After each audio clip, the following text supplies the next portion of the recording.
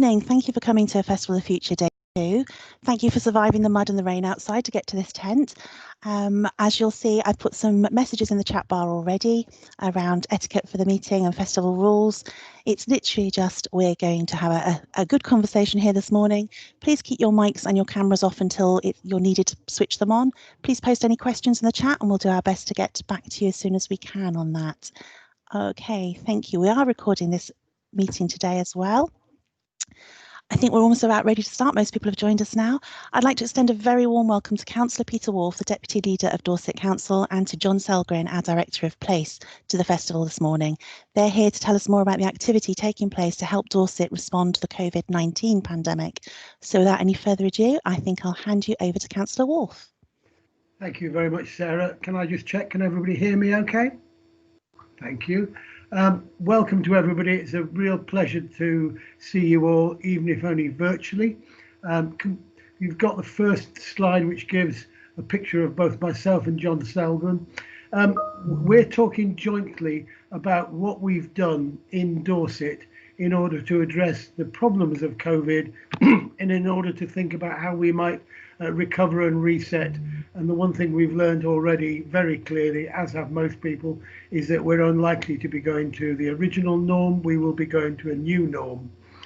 Basically, as soon as the pandemic hit, John and I discussed what we might do, and John is going to talk to you next about what he's been doing in a pan-Dorset context. And I'll be talking about what I've been doing in terms of Dorset Council, which is subsidiary to the overall Dorset, pan-Dorset context.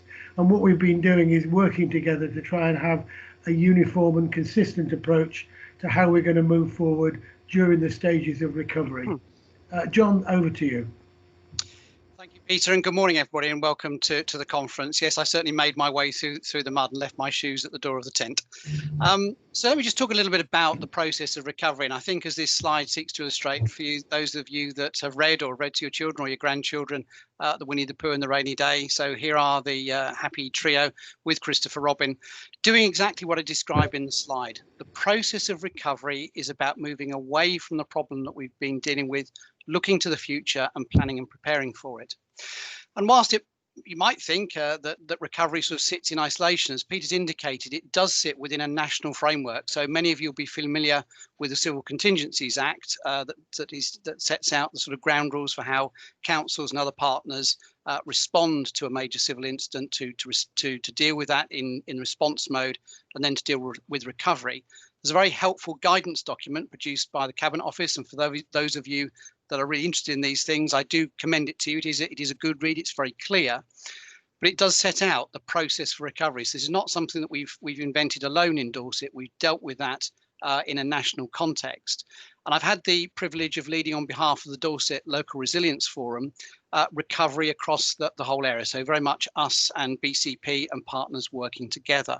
So we've developed a recovery plan for Dorset, which is across the pan Dorset area, the BCP and the Dorset Council area, and involves all the public sector and other partner agencies in that process.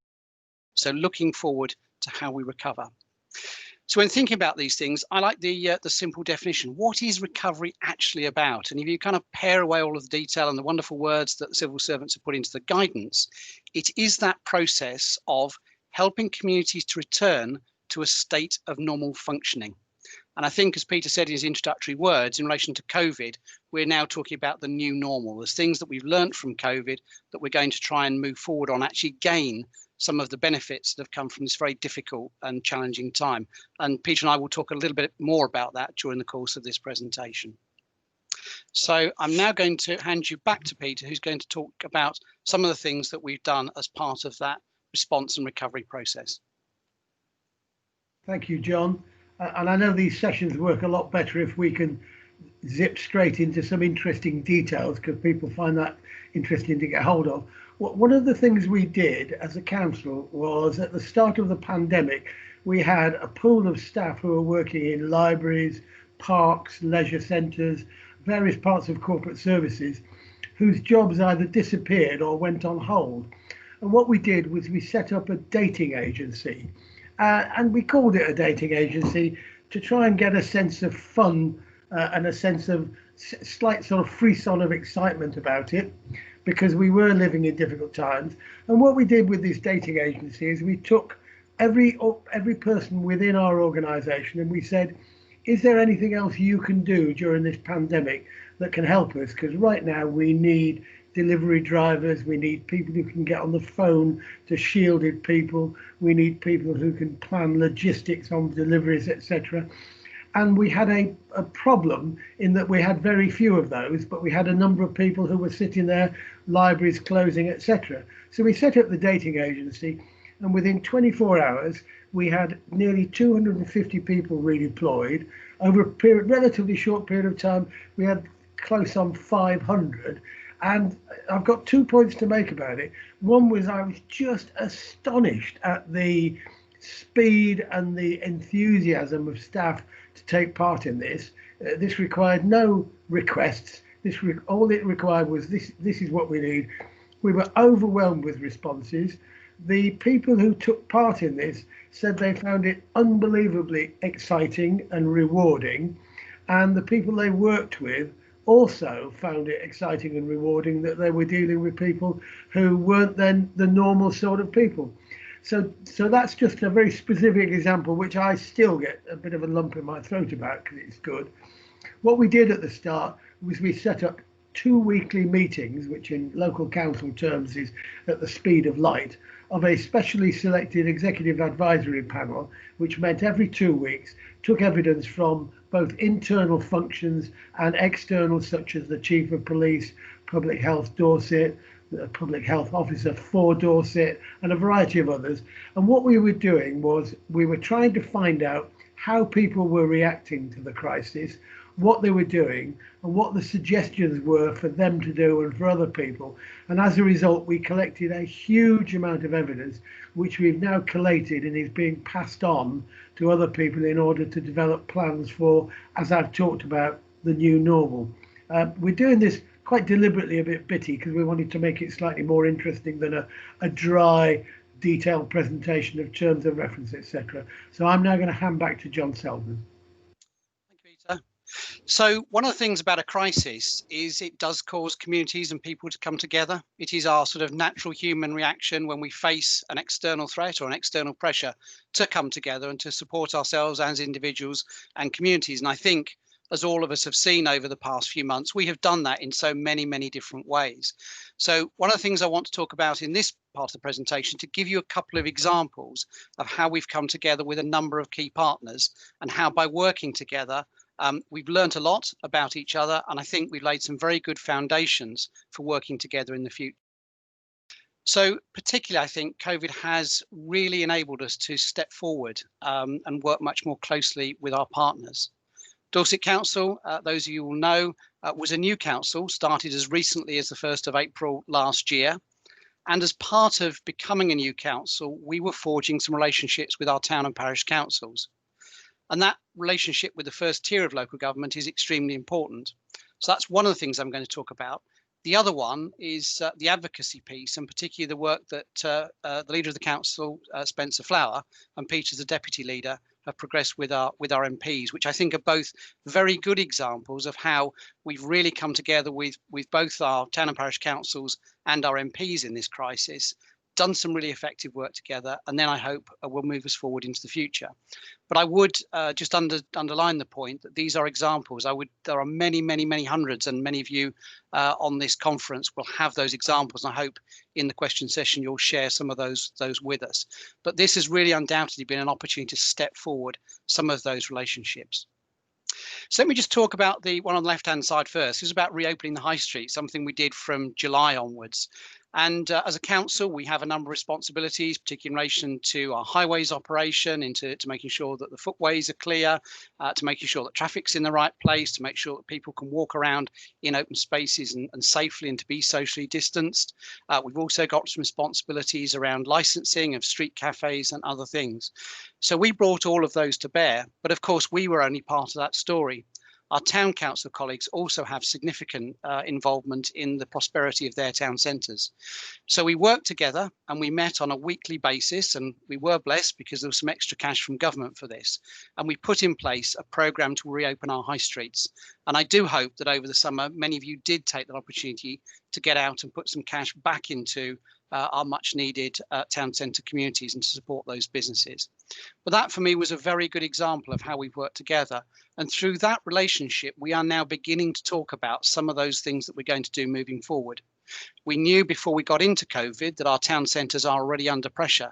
So that might be one of the many areas that we might continue to work and progress in partnership with our town councils.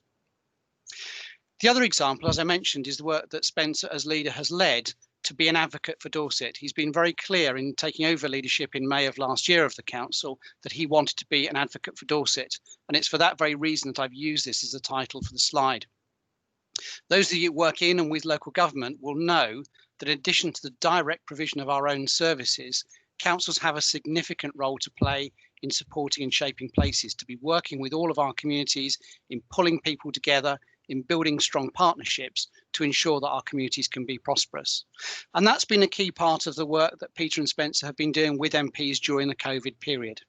As you'd expect, they've been banging the table very loud indeed, and I can confirm this because I've been on a couple of the calls, to make sure that government has understood the economic and financial consequence of COVID within Dorset, and to make sure that Dorset has got a good and fair share of the national cake. But equally for local government to make sure that against competition from other government departments who also have strong cases for additional money, that we have made sure that the local government sector has received as much funding as we can possibly get to close some of the financial gap that this epidemic has left in its wake. But in addition to the financial side, the point about the advocacy is it's also enabled by working with our local MPs to make sure that people in Whitehall and Westminster have understood the impact of this epidemic on our community. So again, I'll take a very live example from my own service area. Many of you remember there was a lot of toing and froing in government, and there were certainly some leaks about this in the media, that ministers were certainly not on the same page as to how we were going to reopen our household recycling centres. I know that many of you use those facilities on a week-by-week basis, and we know that they're one of the key things at the heart of our council waste service, and very, very important to our public and to our communities. So we were keen to get them open as quickly as possible. We certainly saw and were picking up the messages that government was very confused about this. So through our local MPs, we sent some very clear messages back into government about the priorities that we felt existed for the reopening of our household recycling centres, and to do that in a COVID secure way. And again, I pay tribute to the work that our MPs did to make sure that governments did get a clear understanding about that. So that was an example from my own service area, but I certainly know my colleagues, certainly Teresa, in relation to some of the schools reopening, has participated in those national debates. And again, with the reinforcing that's been done with through our local MPs, we've made sure that we've got an answer that works for Dorset, an approach that works for Dorset. So just with those two examples, and again, I do invite you in the questioning session to perhaps offer some of your own experience, but I do believe that whilst COVID has been a very, very difficult time and been quite a crisis, about recovery, we're very much talking about looking forward to the things that we've gained from COVID and the positive experiences to build on in the future. So I'm now going to hand you back to Peter, who's going to talk about the Community Shield work.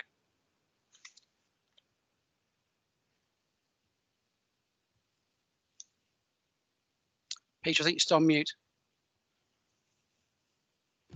Schoolboy error, apologies. One point on the MPs, which I would just add again as an item of curiosity, interest, and will bring a smile to your face. We had the meetings weekly with the MPs, which took about an hour and a half on a Friday. The MPs all said how useful the meetings were. They all said, and bear in mind our 5 MPs, none of them are what you might call senior ministers. They all said they found out more about what was going on from us than they did from White, and they all found them very useful. And we're holding 2 weekly meetings every fortnight. And whilst the pandemic may come back and we revert to a week, we will end up having fortnightly or monthly meetings with the MPs, which we didn't have before. So I'm really pleased with that. In terms of the volunteering, I'll go through this very quickly because I want to leave some time for questions. We had people ringing up to help shielded people, as we were required to do. We had a bit of a problem because government's data sets were of poor quality and variable in terms of what they were doing, and they'd send them to us late on Friday, which left us no time to actually be able to do some data cleansing. But we had an army of people ringing various people who were shielding in order to make sure they were okay, find out if they needed shopping, find out if they needed PPE. And one of my more interesting and amusing stories is one of our telephone operatives rang up and referred to this person, explained that we were ringing vulnerable people. The person misheard and thought she said valuable people, and we used the phrase valuable thereafter because A, it's correct, and B, it allowed us to engage with these people much more. My second interesting statistic is that when we did the stats of how many people we would need in order to ring people, we assumed that each call would take between 2 and 5 minutes just to find out, excuse me, get the basic details and identify what their requirements were. The calls were taking sometimes upwards of an hour. That's entirely understandable when you think about it. These people were isolated, needed shielding, didn't have that much interaction anyway, and we represented a form of interaction for them that they hadn't appreciated. So it was really touching, but it did take a long time and did require more people. Try and explain that to a government accountant in terms of the costs that we incurred from that will be quite difficult. I'm going to move to the next one, John, if I may, the next slide. And I'm not going to go through each of the figures on the slide because I'll just bore the pants off some of you. Can you stick up the next one, John? Sorry, it just frozen. So if you carry on talking, Peter, I'll just try and get the system to move forward. Okay. Well, I've got a copy on my screen. So there's a whole series of numbers I've got which relates to some of the things we did. And one of the items says we spent nearly £112 million on grant payments. We were one of the quickest to make these grant payments in the country. We were very effective in their distribution, and government halfway through said, and by the way, if there's any that are rejected because people have filled in the form wrong or it's fraudulent, you'll have to pay for it and you won't get the money from us. That was just a piece of, I just don't need that. So we had phone calls to vulnerable people, calls to our helpline, prescriptions delivered, volunteers set up. PPE is another interesting one. At the start of the pandemic, we had a number of care homes that ran out of PPE. We could have taken two approaches. One is you're a private, not profitable care home, sort it out yourself. And the other is we'll buy it and worry about it later. We did, of course, take the latter approach, but again, that cost us a fair bit of money. And those of you who are into figures will see that, I think it's Hampshire at 80 million over budget, and we're about currently potentially up to 40 million over budget. We'll find a way around it because we have to. But the fact is, government has still not made clear how they're going to reimburse us. And undoubtedly, it's not unreasonable to take some of these costs out of reserves, but most people don't have the sort of reserves we're talking about. We'll just move on and we'll do what we have to do. So, John, would you like to go to the next one and play the video? Thanks. I received a letter from the NHS asking me to stay at home due to a health condition that I have. I understood that to support me doing this, I would be receiving food parcels to my door. But these didn't arrive, and I was starting to get low on food. I didn't know what to do, really. Should I risk a trip to the supermarket? I needed some items, but was worried if I did go out, what could happen? So I called the council's helpline. They were really so very helpful and arranged for an emergency food parcel to be delivered to me to tide me over until whatever problem there was resolved, which was really great and meant I didn't have to risk going out and contracting the virus. The person I spoke to was working from home, and we had a chat about this and how lonely it could be stuck in the house all day. He suggested a telephone befriending service, which I initially declined, but then thought, why not give it a go? And I'm now receiving calls once a week and really enjoy the chance to have a chat about what's happening in the news and the return of the football, of course. very touching, heartwarming story from Mr. Miller. We showed that to some of our staff last week who'd actually been involved in supporting that work. It was very powerful to bring home to them the impact that they'd had on Mr. Miller and so many members of our community. So just a reminder, really, that COVID hasn't been the only thing that we've been dealing with. Our colleagues in the fire service, and supported by many other agencies, dealt with the largest forest fire in living memory by the Dorset and Wiltshire Fire Service over the course of the summer. And that was all done in the context of needing to operate that fire management in a COVID secure way.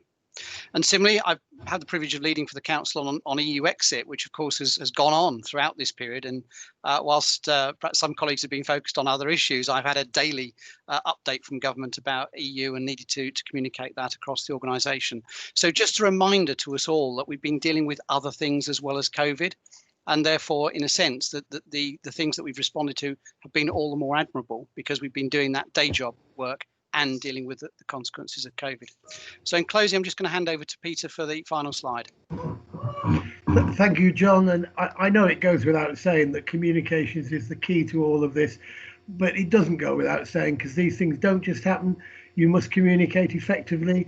And we found communications from government weren't always as clear as we'd hoped. We appreciate they were in a difficult position. We found it difficult to communicate with people on the ground because sometimes we couldn't get through to them. You've got to remember that some people are not necessarily as technically capable as other people. So we had difficulties in terms of the internet, and our internet provision is poor in the more rural areas. But, you know, the staff were brilliant. We worked really well. People took notice of the social distancing guidelines, and we're very proud of what we've achieved. The report from my own executive advisory panel has been moved forward to the various committees. The report is, when you take everything into account, it's about 200 pages long.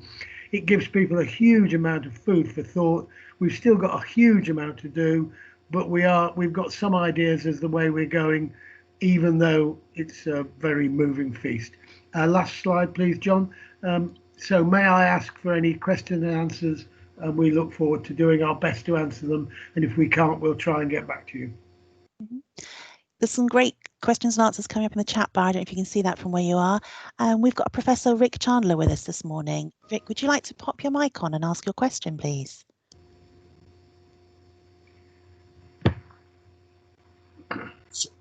Sorry, yeah. I've been working down around the area with some of the health support services, and I know how stretched they were with the incoming tides of tourists just after the restrictions are lifted. And I posted on there, do you think you got enough support nationally or whatever to help resist that tide of irresponsible people that came and threatened all the good work you were doing? Rick, can I thank you for that? The short answer is no, and the long answer is no. I took part in a variety of wash-up sessions on events at Durdle Door, which is in my constituency, never mind about anything else. We were overwhelmed with people who came down, who didn't social distance, left excreta in the bushes and anywhere you felt like, acted incredibly irresponsibly and unsociably, and we felt a little bit alone. All of the councillors I know, and this is not a political thing, really worked hard to support their residents, but I didn't feel I was supported by members, but not by members, by the population from outside of Dorset. No. And we issued a press release that said, we'd love you to come to Dorset, but not just yet. And I repeat that, and I'll continue to repeat that. So no, we didn't get support. I think everybody was clear with the message. People just didn't follow it. No, and I do understand there are at least 4 or 5 people subsequently ended up in COVID wards in Dorset, at least. So yeah, thank you for that. Yeah. No problem. Thank you. Thank you. I think that's the only question we've got in the chat bar at the moment. There's lots of comments I'll go through. If you've got any questions. Sorry, Sarah, can I, because I've just seen a comment from Pete Bartlett, which I was just about to point you to that one. Yes, please do. Which I'd just like to build on. I know this is a rather internal thing, but we had you know, my part of my responsibility is digital. We discussed the use of digital technology for virtual meetings, and we agreed, albeit rather informally, that we'd probably look over the next 5 years to move to, you know, at least 50% of meetings being held virtually. Within 5 weeks, we held nearly 100% of our meetings virtually. Now, I am not saying that when we return to the new norm, we will not have virtual meetings, but we certainly will not have no virtual meetings. There will be a mixture of virtual, non-virtual, and some of the meetings will be hybrid. And it has brought some significant increases in productivity. So as Pete Bartlett says, or somebody responding, the flip side of COVID has been a very positive acceleration of digital in Dorset, but the downside is very clearly that people are struggling because people are sociable animals. I am a sociable animal, I'm a tactile animal, and I'm finding it just unbelievably difficult spending all day in front of my machine talking to a series of pictures. I want to get back to having a laugh and a joke, but we'll need to do that as a balance. So I'm looking at a question which says, can I just ask what your role is titled on digital in the council? Sorry, I'm sorry, Graham. I'm the deputy leader, but the cabinet, and we have cabinet style government. It sounds rather grander than it is. Each cabinet member has a portfolio responsibility, and one of my responsibilities, along with diversity and inclusion, transformation, and a couple of others, HR, one of my responsibilities is digital. I hope that answers your question.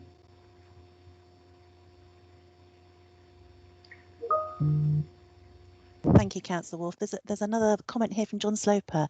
John's one of our colleagues from Help and Kindness. John, would you like to make any comments? Yeah, I just want to echo what you were saying there about the virtual meetings being, you know, quite an extraordinary phenomenon. I think they have also been an opportunity to include a lot more partners around the table when discussing matters. The fact that it is, well, it has limitations, but it also has opportunities to get more people involved and therefore to get a much more pragmatic and agile response to some of the problems that have been encountered. And from my experience, that's been a real breath of fresh air. Can I mean, I absolutely agree with that. And I go from one meeting to another in the space of 10 seconds and a cup of coffee. And we've had meetings that would have been in London and effectively ruined my whole day in more ways than one. However, there is one downside, which is that we have many parts of rural Dorset where the broadband signal is really quite tricky, and it means that some people are excluded from meetings. However, I will give you another really weird upside. It's not weird, but it's just I hadn't thought about it. For a technical person within digital that had fairly specific digital skills. This person was interviewed. This person lives in Basingstoke. I shan't tell you the person's name. And we decided that the skills required he matched absolutely, and there was no point in him moving because he could do everything we want from home, which wouldn't have happened a year ago. So yes, that's another upside. And if I may, Peter, just looking at Pete Bartlett's comment in the chat bar, to link the two things, you talked about the staffing agency, which we were very proud of and did a lot. But the point about opening household recycling centres was that we actually used staff from there. So, for example, some of our library staff who clearly couldn't work in the physical buildings helped out with reopening the household recycling centre. That's a fantastic example of what we're trying to build in the new organisation as what we call One Team Dorset. So again, I think as colleagues are saying on this in this discussion, it hasn't all been bad with COVID. I'd agree. There's definitely different opportunities, I think, to take advantage of. I think that's all the questions that are in the chat bar at the moment. Thank you, everyone. Unless you've got any comments you'd like to wrap up with, Councillor Wharf and John? No, I have found it both really exciting and slightly depressing. We have had a fairly major spike in mental health episodes, which you would expect. There's been a spike in many ways because some people live in crowded conditions. We've had some major problems with homelessness. We restricted and followed the guidance of government to make sure the homeless were housed, but that's produced some attendant consequent problems. we're just going to have to work through this because it's just not clear where we're going. But the important thing is that we have a responsive council and a responsive public, and I think Dorset's been brilliant. So thank you very much. If anybody's got any questions they think of afterwards, look me up on Dorset for You and I'll answer it over the internet. Thank you. That would be lovely. Thank you very much. Thank you both for coming to our festival today and sharing your experiences in the tent with us this morning. If you do want to find out more, please follow us on Digital Dorset or hashtag FutureFest. There are far more sessions going on for the next 2 days. If you haven't found those already, please follow us on social media and you'll find those easily. I think that's all I have to say now is a massive thank you again and thank you for joining us. Sarah, there's a request for the slides. Will you be putting them on the team? Yes. Seen that. Yes, sorry, we will be, and the videos will be available shortly soon on the website and via our YouTube channel as well. And I think if you've signed up through Digital Leaders, you'll get them through that as well. Thank you. And thank you everybody for coming. Really good. Thanks everybody. Bye. Bye.